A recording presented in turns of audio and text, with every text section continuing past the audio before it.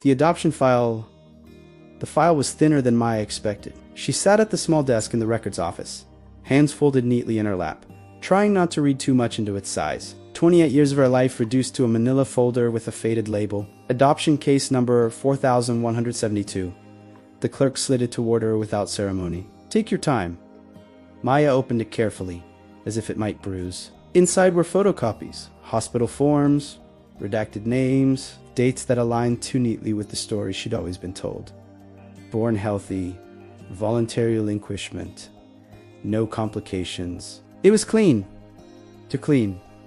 Maya had grown up loved. Her adoptive parents never hid the truth, never made it feel like a secret. Still, questions had lived quietly inside her, waiting for permission to surface. Now they had. At the bottom of the file was a name that hadn't been fully erased. Eleanor Price.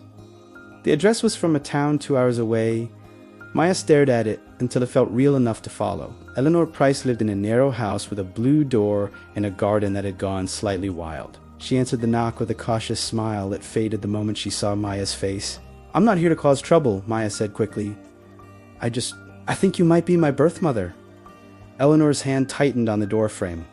"You can't be," she said. That was handled, the word told Maya everything. They sat at the kitchen table, the air thick with years of avoidance. "I was 17, Eleanor said finally. "My parents sent me away. A family friend took care of it. I never saw you." Maya nodded, absorbing the practiced detachment. "Did you want to?" Eleanor's eyes filled. "I wasn't allowed to want anything." The secret cracked open slowly. The adoption hadn't been entirely voluntary. There had been pressure, threats of being disowned, documents signed without explanation. Eleanor had been told it was better this way for everyone. Maya left with more answers than she'd expected and more questions than she could hold. The man was harder to find. Key's name wasn't in the fili. Eleanor hesitated before giving it to her. "He doesn't know," she said. "He shouldn't."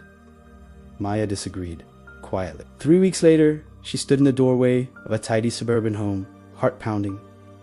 A man with Eleanor's eyes answered. Yes, he asked. "My name is Maya," she said. "I think you're my father." The color drained from his face. They sat in his living room, the walls lined with family photos. 2 teenage sons stared back from the frames, smiling, unaware. "This isn't possible," he said. "Eleanor told me she lost the baby." Maya's throat tightened. She didn't. The truth landed like a slow earthquake. He asked questions. He cried. He apologized for not knowing, for not protecting, for not being there. "I have a family," he said weakly. "So do I," Maya replied. Their families were the collision point. Maya told her adoptive parents everything. They listened without defensiveness, without fear of losing her. "You were never borrowed," her mother said. "You were chosen." Still, the revelation changed something, not love but context. The adoption was sent to just a gift. It was also a consequence of coercion. 2 families had been shaped by a decision made under pressure. Maya met her half-brothers in a park months later. They kicked a soccer ball, laughed awkwardly, shared genetics and nothing else. There were no dramatic reunions, no clean resolutions. Eleanor and Maya spoke occasionally, carefully. Healing was uneven.